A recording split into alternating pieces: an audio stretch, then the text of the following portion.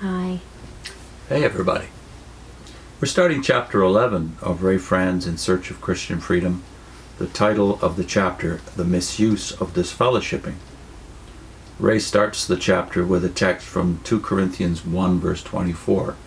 In the Jerusalem Bible it reads, "We are not dictators over your faith, but are fellow workers with you for your happiness."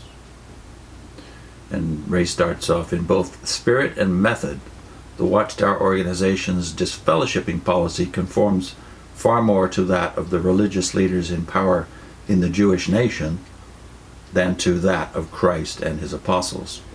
The effects are often tragic. What this can and does produce is illustrated by a letter received from Annette Stewart, then a 77-year-old grandmother in West Brookfield, Massachusetts. I can never say that, sorry. Massachusetts? Massachusetts. Whatever, yeah. Who had been a witness for many years. She related that when her granddaughter was 14, the girl's mother encouraged her to take the step of baptism as one of Jehovah's Witnesses. 3 years later, the girl made known her feelings that the pressures placed on her as a witness were too much. Elders were summoned, and she was adamant in stating that she did not intend to go to any more meetings.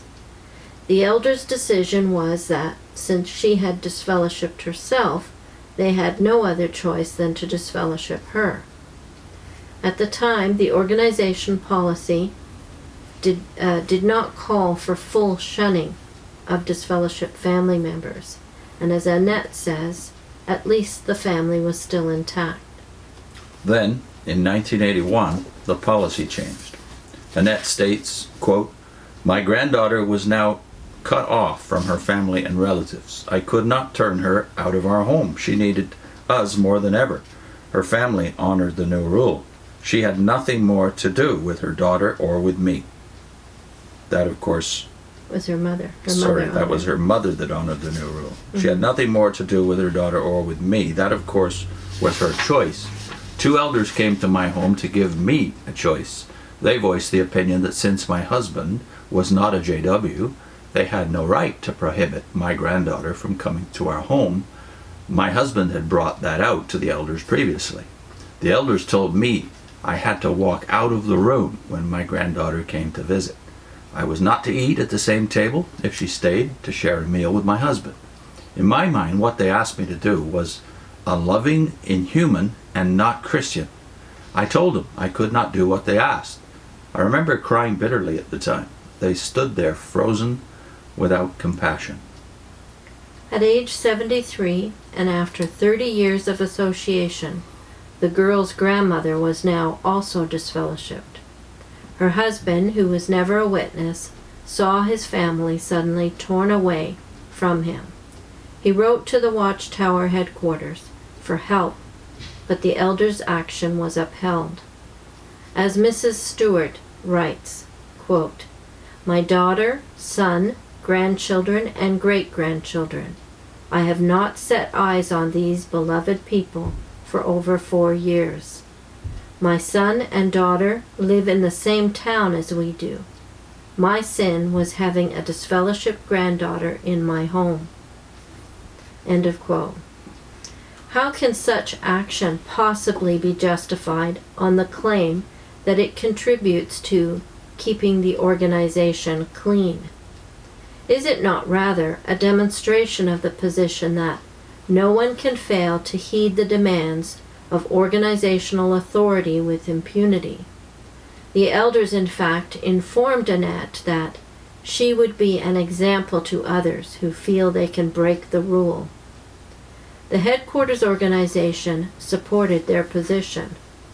This grandmother, in her 70s, was indeed made to feel the weight of authority, a treatment that Jesus described as typical of the world, not of Christianity. Just how devastatingly disruptive of family relationships the organization's rigid policy can be is demonstrated in the case of Richard Guimond and his family.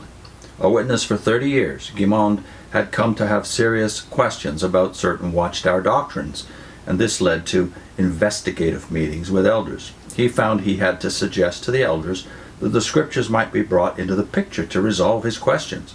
He writes, quote, "The answer was always the same. We have to recognize God's channel of communication." End of quote. In 1982, the Wilmot Flat, New Hampshire elders disfellowshipped Guimond for having such doubts. Some of his family members supported the excommunication action, others did not. In 1984, he described the ultimate result, saying, quote, "Our own drama continues. On January 5th, my wife and our two mothers, widows ages 72 and 77, were disfellowshipped by the three elders of the Wilmot Flat congregation. This incalculable cruelty will cause them much heartache. The last thread of communication with our witness daughter is now severed. My wife will also lose contact with her two sisters and their families. My own mother will probably be shunned by her three granddaughters who remain as Jehovah's Witnesses. Saddest of all, my dear mother-in-law undoubtedly will be rejected by her two daughters, her 9 grandchildren, and 4 great-grandchildren. All of this done because of the rules of the Watchtower Society." Just makes you want to cry. Ray has cited Matthew 20:25, but he didn't quote it, so let's look at that one in 2 translations. First, the New World. About authority and the exercise or weight of authority, as the New English Bible puts it. But Jesus, calling them to him, said, "You know that the rulers of the nations lord it over them, and the great men wield authority over them. This is not the way among you." And the New English Bible says, "So Jesus called them to him and said, You know that in the world rulers lord it over their subjects, and their great men make them feel the weight of authority. But it shall not be so with you." Yeah. Is that clear? Yeah. Mm-hmm. So we'll link. Well, you know, it made me think of James. This when I'm reading this, because you're reading so much about grandmothers and widows, really. So here, these widows and are being separated from their grandchildren, and yet James says that true religion is taking care of widows and grandchildren.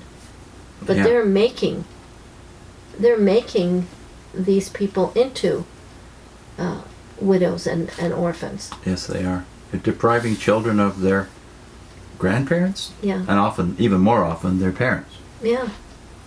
when this kind of separation happens to families. It just goes against the feel of Scripture completely. So we'll link here the James video about the nature of true religion, because that phrase never occurs in the Bible except there in James.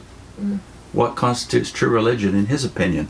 And then we'll also link a video we did over a year ago on Exodus, discussing the nature of biblical theocracy versus the Watchtower version of theocracy.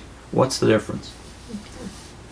Next time, more on the shunning and the family fallout that results from it, and Ray's conclusions about the priorities of the Watchtower Bible and Tract Society.